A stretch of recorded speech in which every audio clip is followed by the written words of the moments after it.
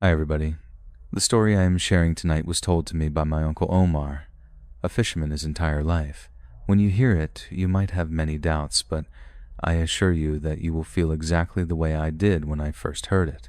He has seen many paranormal things and has never been afraid, that is, not until the night everything happened to him. My Uncle Omar works near the area of Puerto Angel in the state of Oaxaca, a coastal town well known for its landscapes and for being one of the most beautiful beaches in the entire state.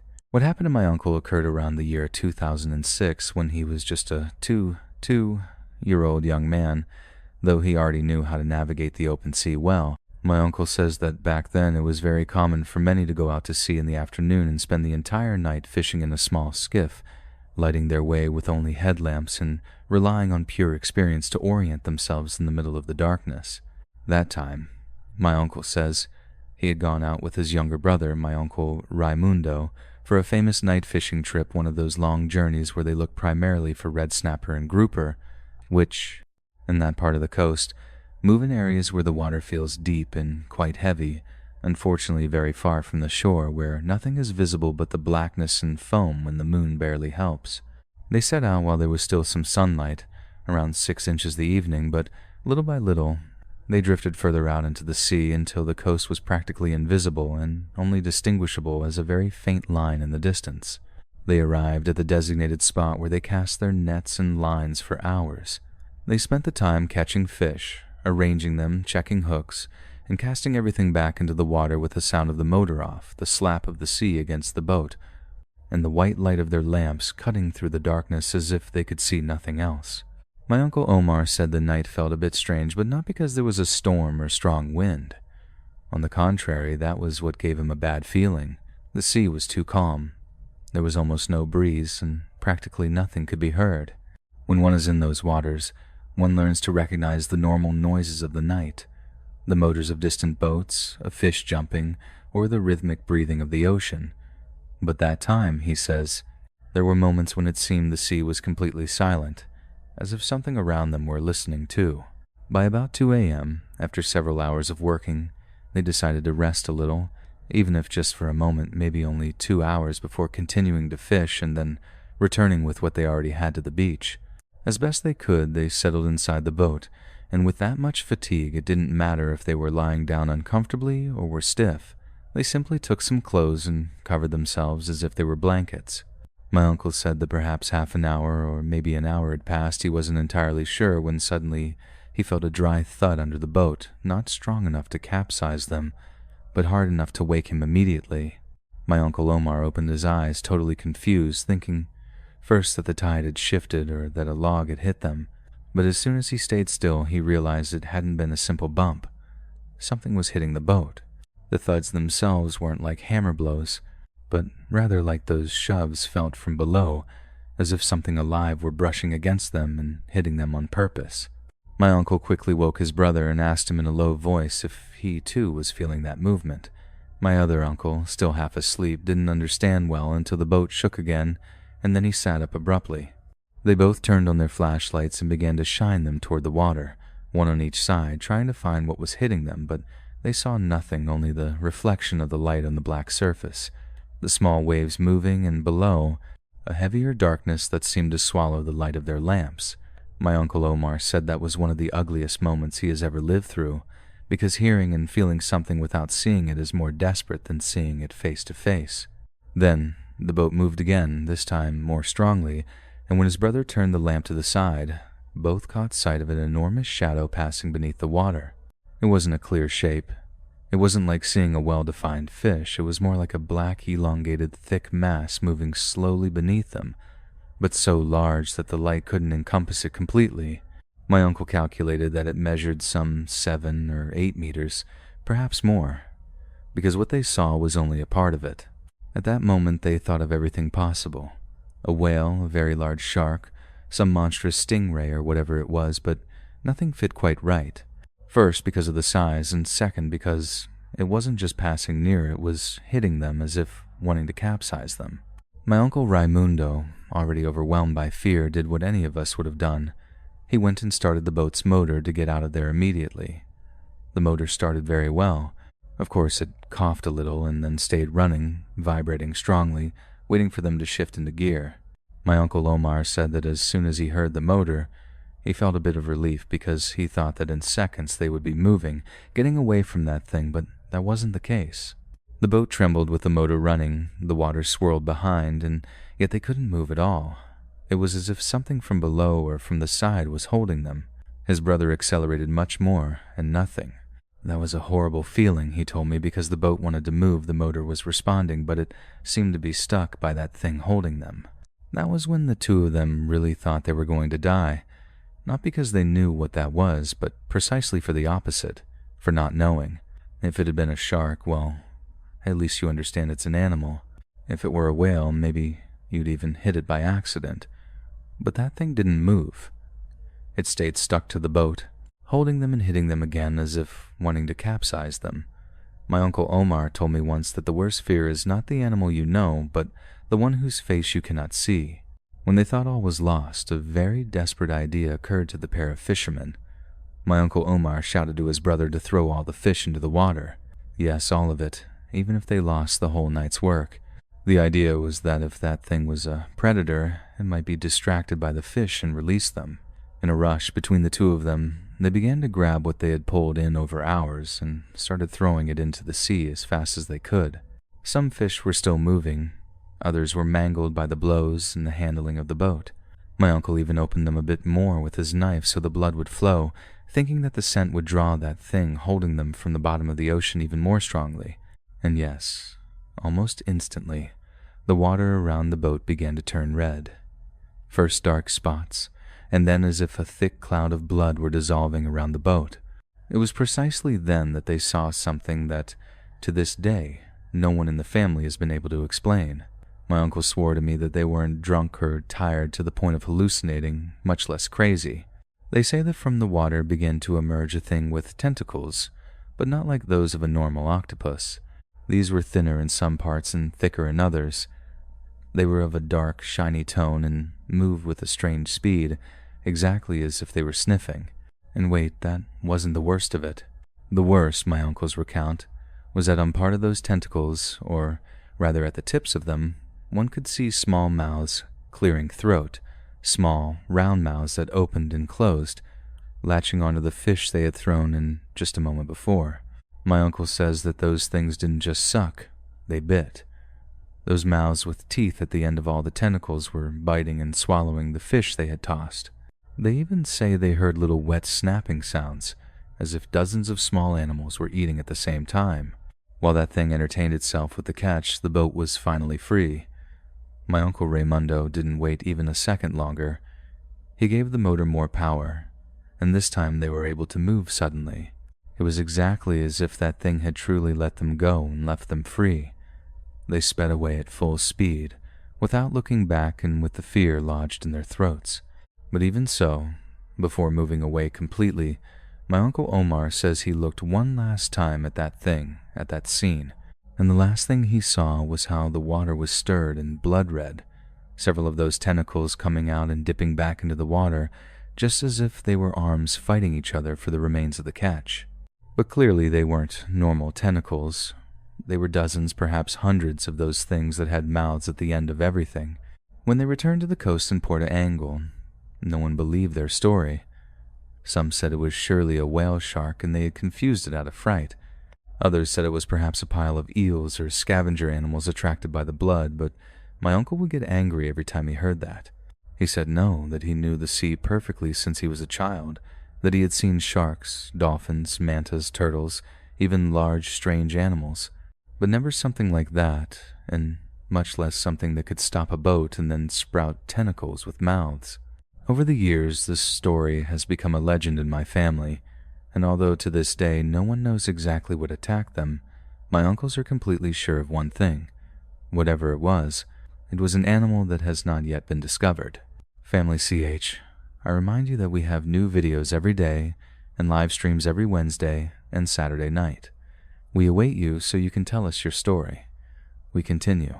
Community, I hope you are having a nice day or night, depending on when you are listening to this account.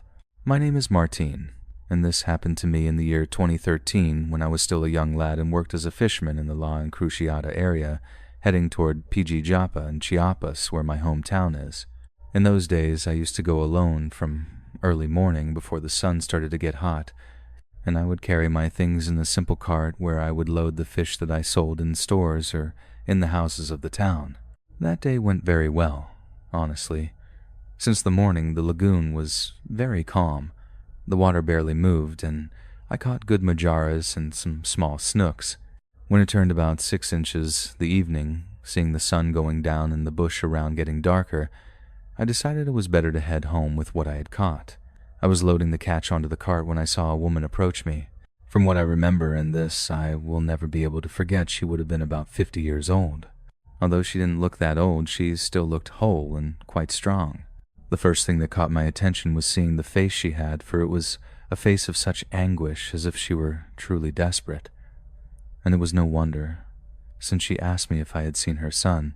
I stood looking at her for a moment, trying to recognize her, thinking that maybe she was someone from the town or someone I had seen before in some nearby ranch, but no, she didn't ring a bell at all. Even so, the lady looked so worried that it bothered me to leave her alone. She told me her child was barely 9 years old, that he had gone out in the afternoon to fish, but he hadn't returned and she couldn't find him anywhere. She was very afraid since it was getting dark and he remained lost. Seeing the woman's worry, which was great, I didn't hesitate to help her, so I told her yes, I would accompany her to look for her son for a while. We started walking, bordering the lagoon. At first, everything was normal, although there was little light, of course. She went in front of me shouting the child's name, and I looked everywhere thinking that at any moment some little kid would come out crying from among the reeds. But then I started to realize that we were heading more and more into the ugly part, an area where almost no one walks, for there were no clear paths, only pure mud, bush, and black puddles. I felt like stopping, telling her that we shouldn't go that way because it was quite dangerous to follow that trail. But at that moment, I felt the ground slip from under my feet, and I sank abruptly. By bad luck, where I had stepped was not water. It was deep, thick, heavy mud, exactly as if the earth were swallowing me. In a second, it was already up to my chest, and I was sinking more and more as if it were quicksand. I tried to pull out a leg, but I couldn't. I tried to propel myself with my arms, but neither could I as I sank further and further. I got horribly scared, so I shouted to the woman to help me, to give me her hand or whatever so I could get out of there. At that moment, that woman turned to look at me, and that image I will never be able to forget. The cursed woman did not have a look of anguish. She looked at me and smiled in a very ugly, very twisted way, as if it gave her pleasure to see me trapped there. Then she continued walking slowly, shouting her son's name, but further and further away until she was lost in the darkness of the field. I didn't see that woman run, I didn't hear her push aside branches, I didn't hear footsteps. She simply disappeared. There I understood that she was not a common or ordinary woman. Rather, she was something evil, something that had deceived me to lead me to that place and leave me to die there. I started to scream with all my might. I shouted, cried, and tried to move, but the mud was already tightening its grip on me very hard, and as time passed, it rose further and further toward my head. When night truly fell, the mud was practically up to my neck, and I felt that I was going to stay there for sure, alone, swallowed by that lagoon. I was even resigning myself when I heard someone in the distance shouting my name. It was my dad who, seeing I wasn't arriving at the house, came to look for me. I shouted like never before in my life, and thank God he heard me and came to my rescue. In a hurry, he gave me a long branch with a rope, and between tugs and effort, he managed to pull me out of those quicksands. When I came out, I could barely breathe because I had the mud almost in my mouth and nose, but fortunately, I was able to get out alive. After that, I never returned to that part of the lagoon because I surely had seen a wandering soul or something bad, according to my father. And that makes sense, because many people in the town say that that lagoon has a special enchantment, or it is said that the famous Llorona appears in that site. And although I haven't seen the Llorona as such, I did see a woman who was looking for her children, and because of her, I almost lost my life in that lagoon. Community, this story happened to me a long time ago, and I hope you liked it, but above all, I hope you have taken notes so that if at any moment you encounter someone who seems to need a lot of help, never trust them, because you never know who you are helping. Many times you may be digging your own grave. Memo, thanks for the space. Until next time. If you are liking the story, you support us a lot by giving it a like and subscribing to the channel. If you consider it, and we have earned it, you can also hype our videos so more of the community can hear us. We continue. Hello, dear CH community. My name is Matias Vergara, and I am 27 years old. I was born and raised in a small fishing town on the coast of Chile, in the Los Lagos region. For some years I have been engaged in artisanal fishing, a trade I inherited from my grandfather. Thank God. In some way, I have always felt attracted to the sea, the calm of the dawns, the smell of salt, the cold breeze hitting my face, but I also learned that the sea does not forgive, that it guards secrets as old as the earth itself, and that there are things in it that should never come to the surface. What I am going to tell occurred just a few months ago, and although many don't believe me, I know what I saw and felt under the hull of our vessel.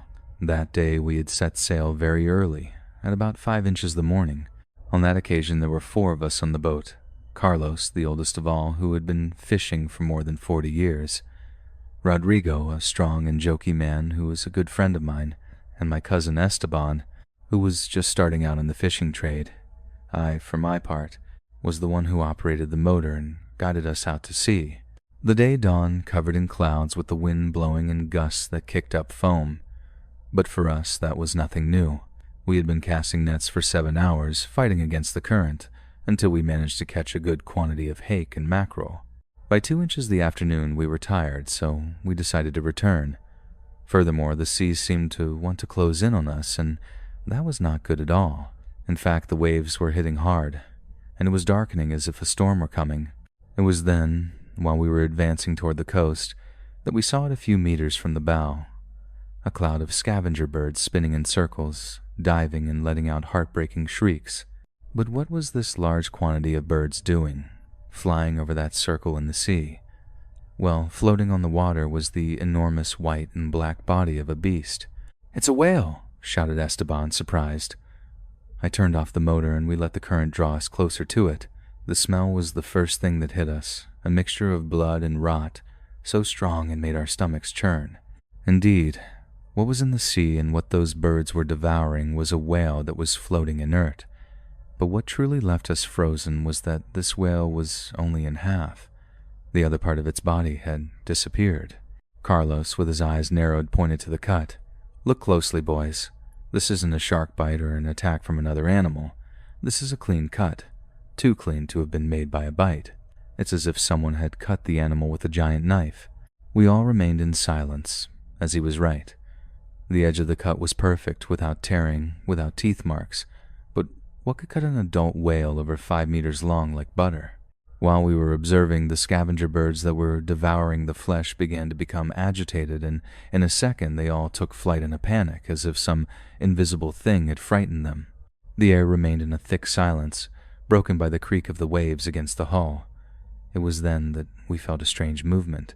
The boat began to rock from one side to the other, but not as the swell does, but as if something enormous were pushing us from under the water. Rodrigo leaned over the rail and went pale, later managing to murmur, "There is something, boys. There is something underneath us." We all leaned over, and we saw it. Under the murky water of the Pacific, a gigantic shadow extended, so large that it covered not only the boat, but several meters around. It was an absolute black, without a defined shape, but solid, as if the entire bottom of the sea had darkened suddenly.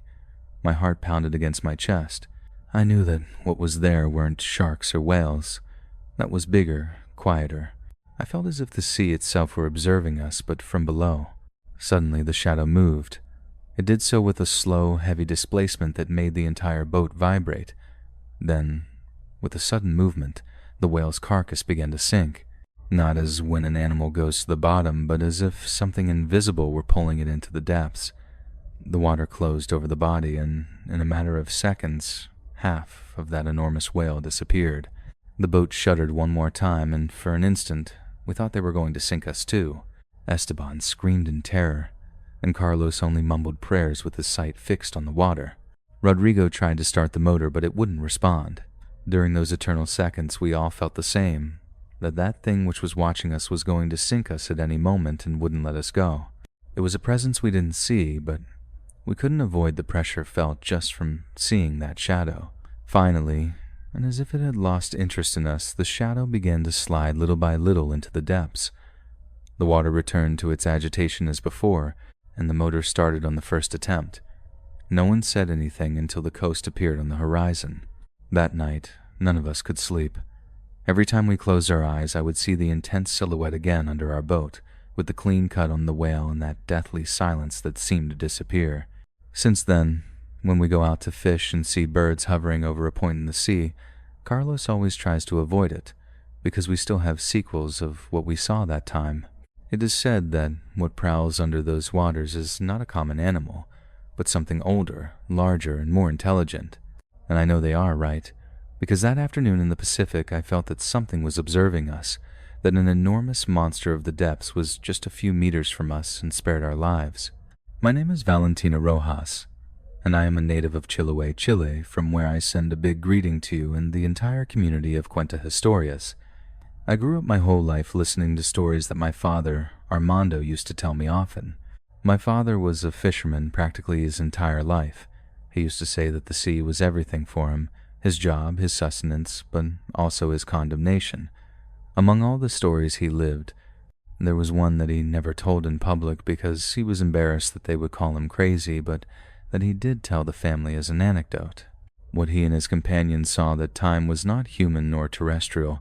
It was something that came out of the deepest depths, but not of the sea, but of the sky, something that has pursued him in nightmares even to this day. It was around the 90s, I think.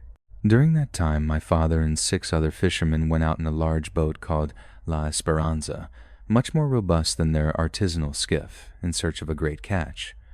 According to what they told, they planned to be several days on the high seas, casting their nets more than 30 miles from the coast to bring back a large shipment of fish.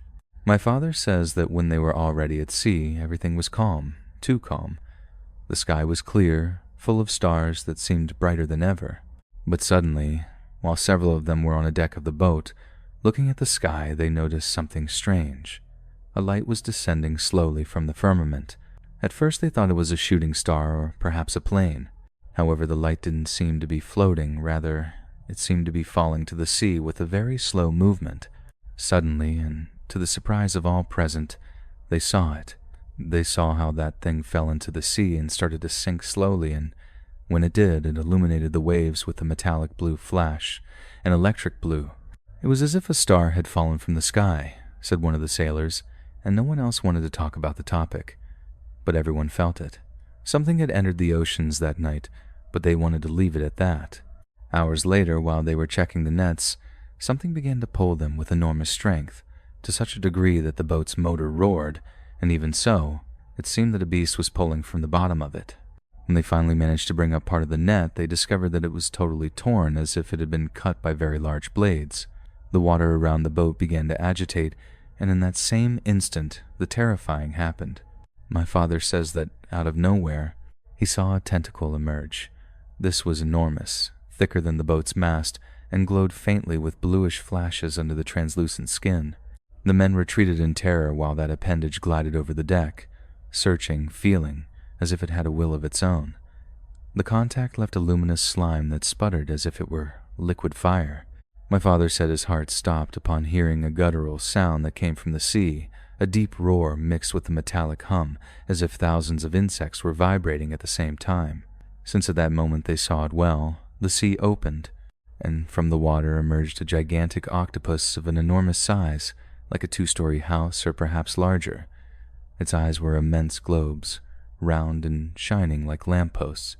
Its skin was completely translucent, and inside it seemed to run a light that flickered like stars trapped in that body. Each tentacle thrashed in the air like a whip, and one of them hit the rail with such force that it tore off a part of the wood. The men screamed. Some prayed. My father was paralyzed, observing how the monster surrounded them completely. He said the worst thing wasn't its size, nor even its appearance, but that he felt it looking at him with intelligence, as if it knew exactly what it was doing. The tentacles began to wrap around the hull of the boat. The sound of the wood creaking filled the air. One of the fishermen fell to the floor when a tentacle hit him from the side, leaving him totally unconscious. Suddenly, the monster lifted the boat with its tentacles, tilting it as if it were playing with them. The water covered the deck, and the men clung to whatever they could. In that instant, my father thought they would all die there, swallowed by the sea and by that enormous octopus. It was then that my father remembered the harpoons they carried for defense that the boat had. Immediately he shouted to the others, and among them all they managed to open the compartment where these were stored. With trembling hands they loaded the harpoons and began to fire at the creature. The first impact pierced one of the tentacles. The beast let out a deafening howl upon feeling that pain, and from the wound began to sprout a brilliant liquid, a sky-blue luminous blood that splashed the entire deck, illuminating the whole boat as if they had turned on a neon light. The men fired again and again. The blue blood was spreading everywhere, sputtering the air, the deck, their clothes, and staining everything that color. Each impact made the creature retreat more, which thrashed its tentacles with fury, hitting the hull and raising enormous waves. Finally, after several shots, one of the harpoons struck directly in the right eye of the monster, and the creature let out a roar so deep it made the water vibrate beneath their feet. Then, with clumsy movements, it released the boat and submerged into the depths. The sea remained illuminated for minutes by the blue blood that descended like a bright cloud, but little by little everything calmed down. The boat, although damaged, remained afloat. The men looked at each other, trembling, soaked, covered by that mixture and luminous substance of blue color, by that blood of the octopus. My father says that light they saw falling from the sky was that giant octopus. He doesn't know how to explain it, but in some way that thing fell from the sky and they had to fight against it to the death. If you have any story that you wish to share with this pleasant community, I invite you to send it, whether by email or the Facebook page. I would be grateful if you activate all notifications to be up to date with the stories that are uploaded daily. Thank you, Vern, for letting me reach your ears.